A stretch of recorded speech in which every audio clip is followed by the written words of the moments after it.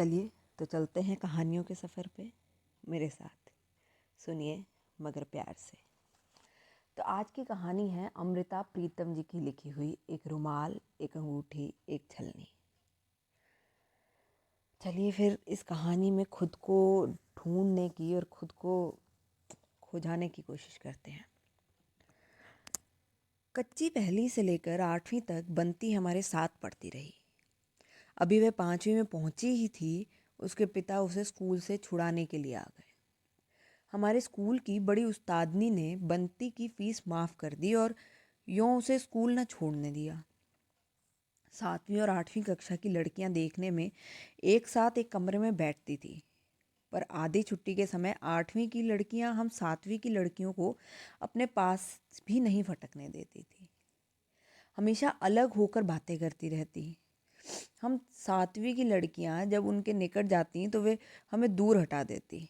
हमें 8वीं की लड़कियों पर गुस्सा तो बहुत आता था, पर हम सोचती थी कि हम जब 8वीं में होंगी तो 7वीं की लड़कियों के साथ कभी इस तरह नहीं करेंगी। और फिर हम 8वीं कक्षा में चढ़ी। गर्मियों की छुट्टियों के बाद जब स्कूल खुले, हमसे भी यही बात हो गई जो हमने सोचा था कि हम कभी नहीं करेंगे। या 13वां 14वां वर्ष पता नहीं कैसा होता है। ये शायद एक दहलीज होती है बचपन और जवानी के बीच में। इस वर्ष लड़कियों का एक पाँव दहलीज के इधर और एक पाँव दहलीज के उधर होता है। इन गर्मी की छुट्टियों में बंती को एक पड़ोसी लड़का सवाल समझाता रहा। हर रोज़ छुट्टी के समय बंती हमें छिप छिप कर उसकी बातें सुनाया करती थी। अब हम 8वीं की लड़कियां आधी छुट्टी के समय 7वीं की लड़कियों को पास पटकने नहीं देती थी। जिस दिन बंती हमें उस लड़के की बात ना सुनाती, हमें ऐसा लगता जैसे उस दिन स्कूल में आधी छुट्टी ही नहीं हुई थी। मेरी तो हंस बोल लेने की प्रीत है और मुझे क्या लेना है उससे, और उसने क्या लेना है मुझसे। कभी कभी बंती हमें इस तरह कहकर टालने लग गई थी। बंती लाख टालती, पर उसके चेहरे से हमें प्रतीत होने लगा था कि वह हंस बोल लेने की प्रीत अब बंती के कंठ में से होकर उसके दिल में उतरने लग गई थी। तभी तो अक्सर उसकी ज़ुबान पर खुश्क हो जाती थी और वह ज़्यादा बातें नहीं कर पाती थी। एक दिन उस पगली ने अपने हाथ में पेंसिल पकड़ी और गणित की कॉपी पर कोई 20 जगह उसका नाम लिख दिया, राजू राजू राजू। हमारी उस्तादनी ने कॉपी देख ली।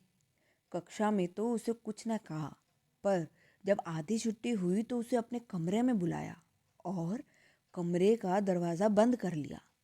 बंती की मानो शामत आई हुई थी, पर हम तो बंती की सहेलियां थीं।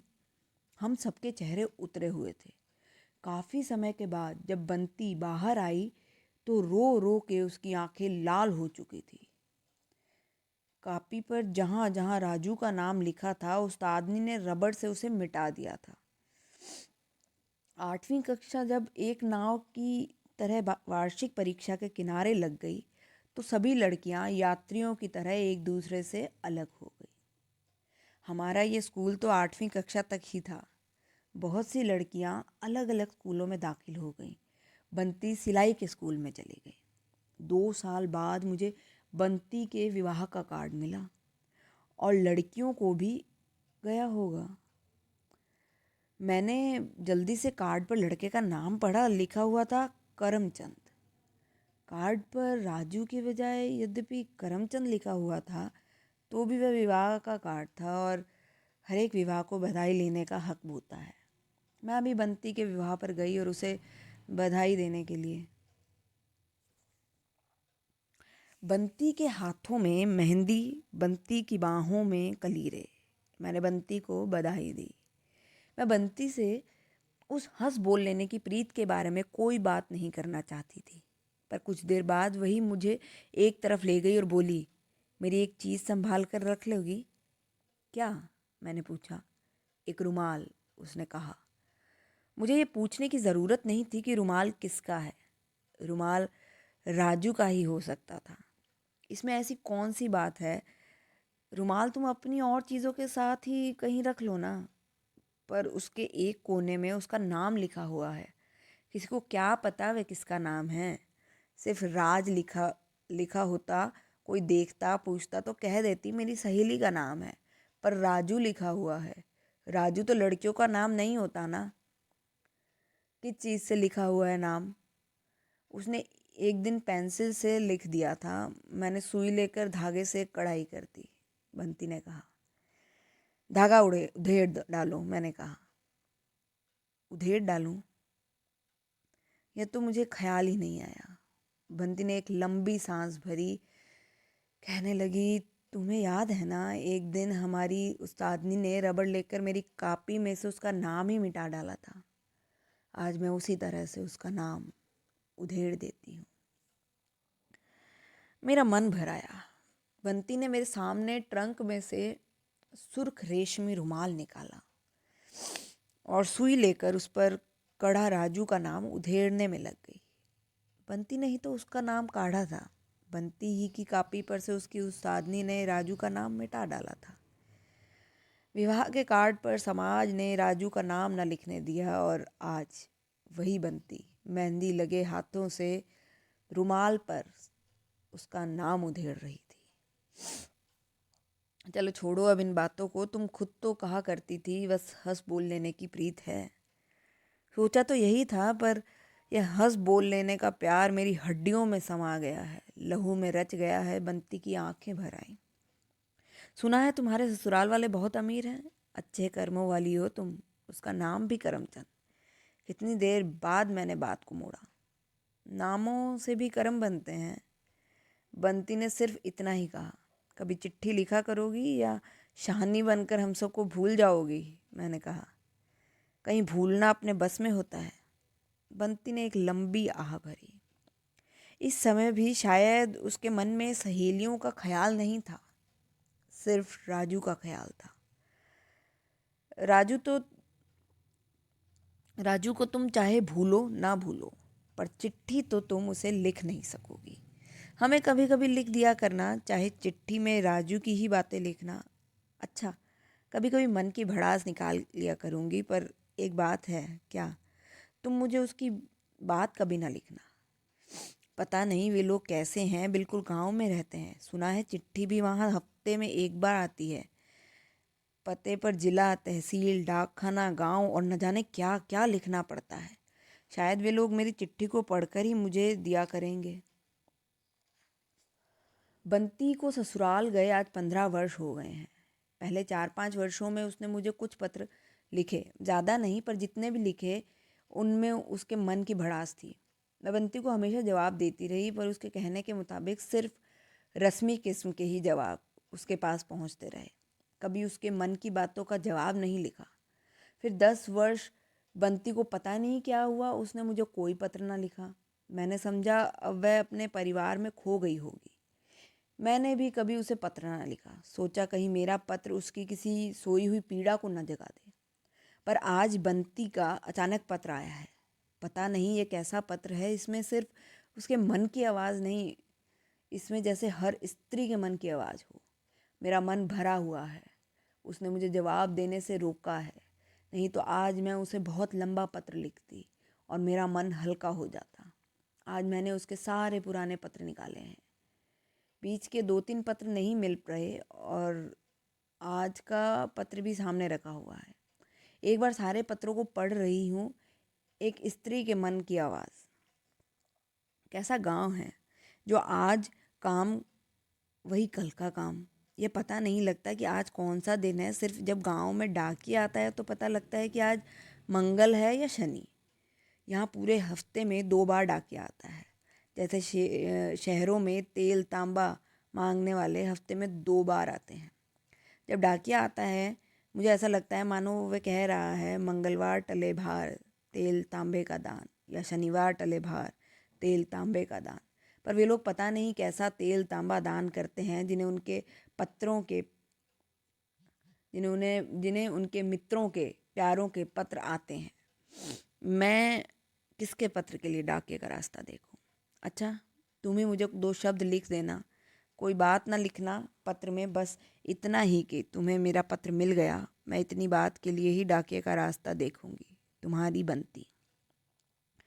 तुमने बारात में मेरा ससुर देखा था, खिजाब रंगी दाढ़ी वाला। अब तुम मेरी सास को देखो तो सच कहूँगी कि हैरान रह जाओगी।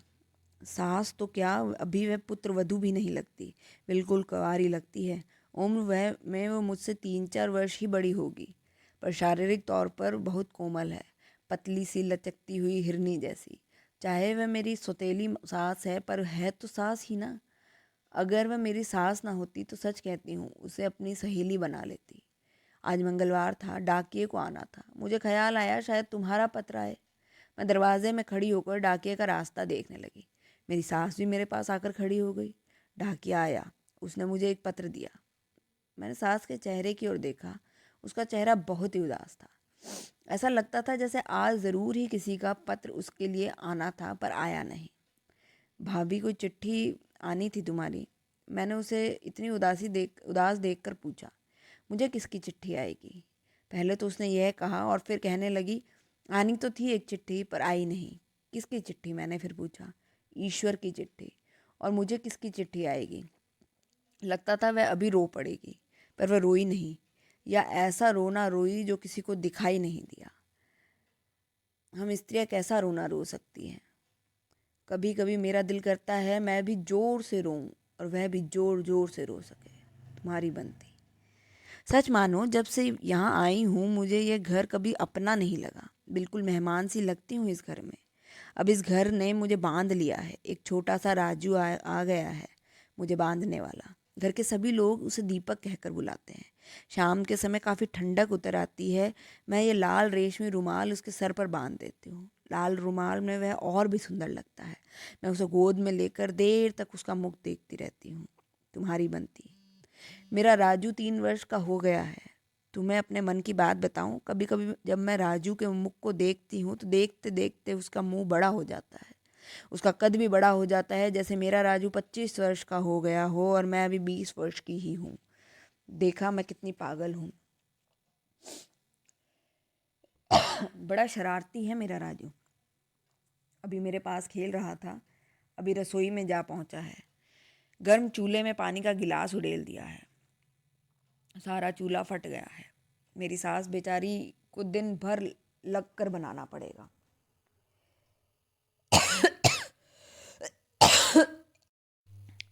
बड़ा शरारती है मेरा राजू।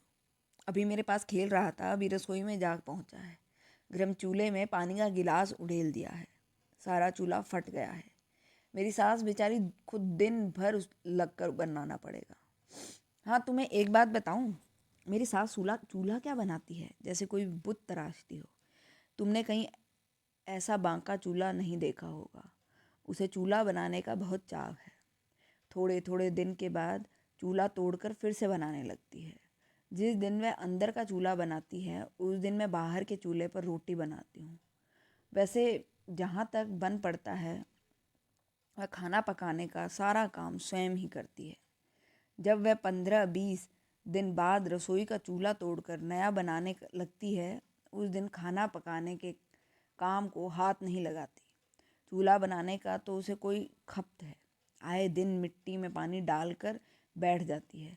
रसोई का दरवाज़ा अंदर से बंद कर लेती है, मिट्टी गूंदती है और साथ में गाती है। वैसे मैंने कभी उसे गाते हुए नहीं सुना। गाना तो एक तरफ, उसे कभी मन भरकर बातें करते भी नहीं सुना। पर चूल्हा बनाते समय वह ऐसे गाती है जैसे कोई चरखा काटे और लंबा गीत शुरू कर दे। ईश्वर ही जाने उसके मन पर क्या गुजरती है। माता पिता ने भी तो उसकी जवानी से धोखा किया है।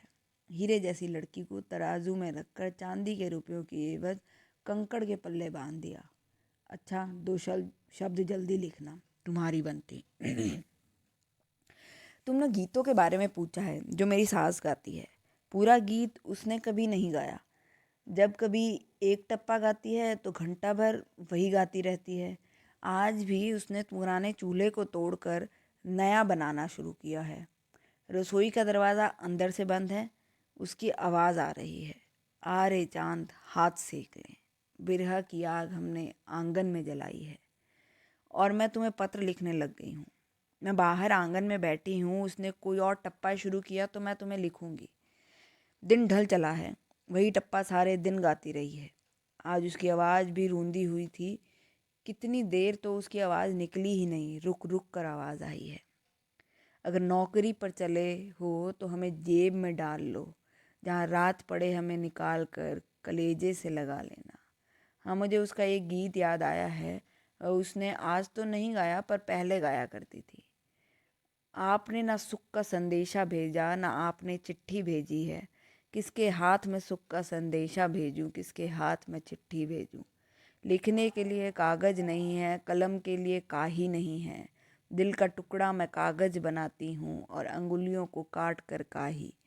आँखों का काजल स्याही बनाती हूँ और आंसुओं का पानी डालती हूँ। परछाइयाँ ढलने पर चिट्ठी लिखने बैठी हूँ, मेरी आँखों से आंसू बरस रहे हैं। रसोई का दरवाज़ा अभी भी बंद है। बंद दरवाजे से भी जैसे गुजर कर मेरा मन उसके मन में समा गया है। इन गीतों में भला कौन सा गीत है जो उसके मन का नहीं और मेरे मन का नहीं। तुम्हारी बनती। एक बात मैं तुम्हें लिखना भूल गई थी। मेरी सास को कई दिनों से रोज थोड़ा थोड़ा बुखार हो जाता है। लाख मिन्नतें करो, वह एक पल के लिए भी आराम नहीं करती। भाभी, इस तरह तो डाकिया सचमुच ही एक दिन ईश्वर की चिट्ठी ले आएगा। तुम खुद ही अपनी जान की दुश्मन बनी हो। एक दिन मैंने उसे कहा, पता है क्या कहने लगी? तुम्हारा मुंह मीठा करूं, अगर सचमुच की कोई डाकिया उसकी चिट्ठी ले आए। सच कहती हूँ, उसका दुख देखकर तो मेरे मन का भी दुख मामूली बन पड़ता है। ये इतने वर्ष और बीत गए, मैंने जानबूझकर ही तुम्हें कोई पत्र नहीं लिखा। वैसे तुम्हारे नए शहर का पता मैंने ढूंढ लिया था। पता है, जब कभी मैं तुम्हें पत्र लिखने की सोचती थी तो मुझे लगता कि अगर मैंने तुम्हें पत्र लिखा तो पता नहीं कौन सी यादें मुझे चारों ओर से घेर लेंगी। तब तो मैं कई दिन होश ना संभाल सकूंगी। मेरे हाथों से चीज़ें गिरने लगेंगी और तरकारियाँ जलने लगेंगी। अब तो सारा घर मुझे ही संभालना पड़ता है। इतने वर्ष मेरी सास रस्सी की तरह बल खाती रही, चारपाई पे लेटी हुई है, जैसे उसी में खो जाती हूँ। उसका रंग कपास जैसा सफ़ेद हो गया था। तुम्हें याद है ना, या नहीं? एक बार मैंने तुम्हें लिखा था कि मेरी सास मिट्टी का चूल्हा क्या बनाती है, मानो कोई बुत तराशती हो। आए दिन पुराना चूल्हा तोड़कर नया चूल्हा बनाने का उसका खब्द बीमारी में ही भी नहीं गया था। मैं उसे ज़्यादा रोकती नहीं थी। जिस दिन वह मिट्टी गूंथती थी उस दिन उसमें पता ही नहीं कहाँ से जान आ जाती थी। लगभग 15 दिन की बात है, उसे खून की उल्टी आई थी। तब ना तो मैं उसके जीने की आशा कर रही थी, ना स्वयं उसे ही थी। दिन के समय जब मेरा देवर हकीम को बुलाने गया तो मेरी सास ने मुझे अपने पास बुलाया और बोली, मेरा कहना मानोगी? बताओ भाभी, जो कुछ भी हो। मेरा मन छलक रहा था। मैं उसकी चारपाई से सिर टेक कर रोने लग गई थी। पगली कहेगी, रोती क्यों हूँ? मैं तो एक एक मिनट करके राह देख रही हूँ कि कब यह प्राणों का पिंजरा टूटे और कब मेरी रूह आज़ाद हो जाए। बताओ भाभी, क्या कहती हो? तुम मुझे मिट्टी गूंथ दो, पागल हो गई हो? सांस तुम्हारे ख़त्म हो रहे हैं, मुझे पता है। तभी तो मैं कह रही हूँ, आखिरी बार, बस एक बार, वरना अभी यह वह सड़ियल हकीम आ जाएगा। भाभी, तुमने दुनिया के सारे मोह तोड़ डाले हैं। दुनिया से तुम्हारा मोह कभी हुआ ही नहीं। न तुम्हें रुपए से प्यार, न तुम्हें अपनी जान की परवाह। फिर तुम्हें इस चूल्हे से ऐसा मोह क्यों? चूल्हे के नीचे मैंने कुछ दबाया हुआ है। मौत के बिस्तर पर पड़ी मेरी सास हंसी और कहने लगी, तुम यह ना समझना कि मैंने मोहरों की हांडी दबाई हुई है। भाभी, तुम्हारा दिल मुझसे छिपा नहीं है। जिस घर में तुम्हारा मन भर गया उस घर में तुम मोहरे दबाओगी क्या? और मुझे भी मोहरों से कोई मोह नहीं, ये मुझे पता है। अभी तो मैं तुम्हारे जो मन में है निसंकोच कह दो भाभी। मैं तुम्हारी पुत्र वधू हूँ, बेटी भी और तुम्हारी सहेली भी तो हूँ। भाभी आंखों से रोई मगर होठों से कहने लगी, कभी कभी मैं तुम्हें कहा करती थी ना कि जाओ तुम्हें दाने भून दूँ। मैं बहुत बड़ी भटियारिन हूँ। हाँ भाभी, मुझे याद है, पर मुझे ख्याल था कि तुम यूं ही मजाक किया करती हो। तुम भला भटियारिन कैसे हुई? नहीं बनती। मैं सचमुच भटियारिन हूँ, किसी भट्टी वाले की भटियारिन। तुम अभी वह चूल्हा उखाड़ो तो नीचे की ईंटें भी उखाड़ देना। कच्ची मिट्टी से ही लिपी हुई हैं। नीचे क्या है? छलनी, मेरे भटियारे की निशानी, और साथ में एक अंगूठी भी, वह भी उसी की निशानी।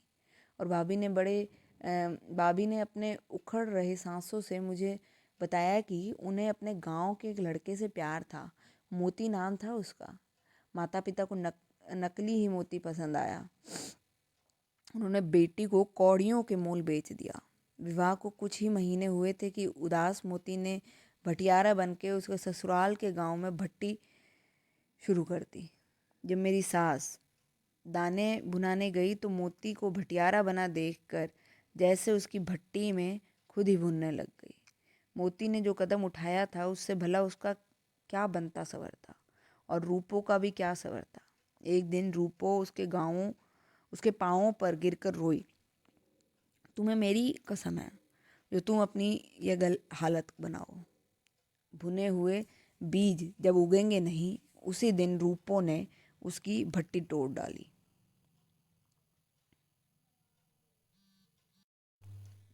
जब मेरी सास दाने भुनाने गई तो मोती को भटियारा बना देखकर जैसे उसकी भट्टी में खुद ही भुनने लग गई।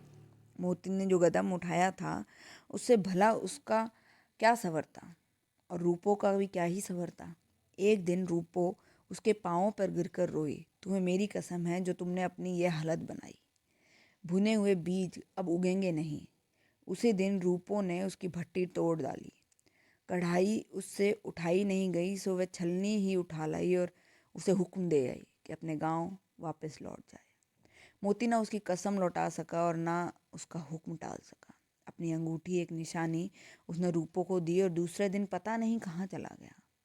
मोती भटियारा क्या बना, रूपो को सारी उम्र के लिए भटियारिन बना गया। इसने उसकी छलनी और अंगूठी अपने पास रख ली। अंगूठी पर मोती का नाम लिखा हुआ था, कहाँ छिपाती। चूल्हा तोड़कर उसने दोनों चीज़ें मिट्टी के नीचे दबा दी और ऊपर नया चूल्हा बना दिया। दिन दिन भर चूल्हे के पास बैठकर वह रोटियां का पकाती, जैसे मन के विचारों को बेलती सेकती रहती। कभी कभी उसका दिल बहुत ही उदास हो जाता। वह चूल्हा तोड़ देती, उसकी निशानियों को गले लगाती, रोती गाती और फिर उसी तरह दोनों निशानियों को धरती के हवाले कर देती और ऊपर नया चूल्हा बनाकर उनकी रखवाली के लिए बैठी रहती। भाभी की ये कहानी ख़त्म हुई तभी उसकी सांस ख़त्म हो गई। उसे खून की एक उल्टी आई और प्राणों का पिंजरा टूट गया। पंछी उड़ गया। जितने वर्ष भाभी प्राणों के पिंजरे में बंद थी, मोती की अंगूठी कभी अपनी अंगुली में नहीं पहनी। जब उसकी रूह आज़ाद हो गई तब मैंने चूल्हे को उखाड़ा और अंगूठी निकाल कर उसकी अंगुली में डाल दी। मैंने ही उसे नहलाया था, मैंने ही उस पर कफन डालना था, इसलिए मुझे डर नहीं था कि कोई उसके हाथ में पड़ी हुई अंगूठी पर मोती का नाम पढ़ लेगा। और जब तक दूसरे दिन लोग उसके फूल चुनते, उस अंगूठी पर से उसके मोती का नाम ही मिट जाना था। छलनी मैंने कभी वैसे ही चूल्हे के नीचे रहने दी थी। अगले महीने मेरी माँ हरिद्वार जा रही है और मैंने अपने पति को मना लिया है कि मैं 4 दिन को माँ के साथ जाऊंगी। वहाँ भाभी के फूलों को बहा दूंगी, आगे तुम समझ ही गई होगी। किस प्रकार ट्रंक में छलनी रखकर मैं ले जाऊंगी और उसके फूल छलनी में डालकर लहरों में बहा दूंगी। ओ मेरी सहेली, मेरी अपनी सहेली, आज तुम्हें ना लिखूं तो और किसको लिखूं। मैंने भी अपनी यादों को आज ढूंढ ढूंढ कर देखा है। एक सुर्ख रुमाल उनके नीचे संभाल कर रख दिया है। चाहे कोई बंती हो, चाहे कोई रूप हो, या चाहे कोई और, किसने अपने मन की तहों में कोई रुमाल या अंगूठी नहीं दबाई हुई होती।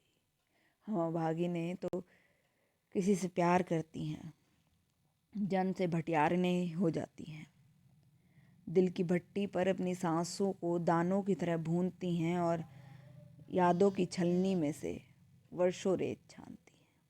तुम्हारी बनती एक भटियारन। मिलते हैं अगली कहानी के साथ।